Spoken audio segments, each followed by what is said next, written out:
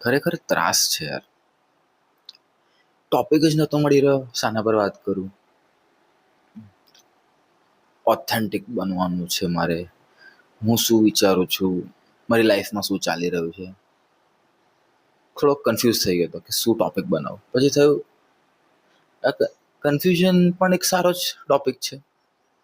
મૂંઝવણમાં આવી જઈએ આપણે કે હજુ સરસ કઈ રીતે કરીએ, હજુ સારું કરવું છે ના આ ટોપિકને હજુ થોડું સારું મળે, આ થોડું હજુ સરસ લખવું, આ હજુ સરસ રીતે બોલીશું.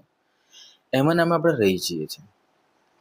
અને આ હું એકલો નહીં, આપણે બધા જોડે આ ઇસ્યુ થાય છે કે બહુ વિચારીએ પહેલો સ્ટેપ લેતા પહેલા કે પ્રોપર કરીશું, હજુ લઈ લેવાનો સ્ટેપ, ચાલવાનું ચાલુ કરી દેવાનું. સ્ટેપ એની જાતે રેપિટેશનથી પરફેક્શન નિયર પરફેક્ટ થતા જાય. Perfection doesn't exist. ચાંદ મેં ભી દાગ હૈ, બરોબર? એટલે ઇટ ડઝન્ટ એક્ઝિસ્ટ.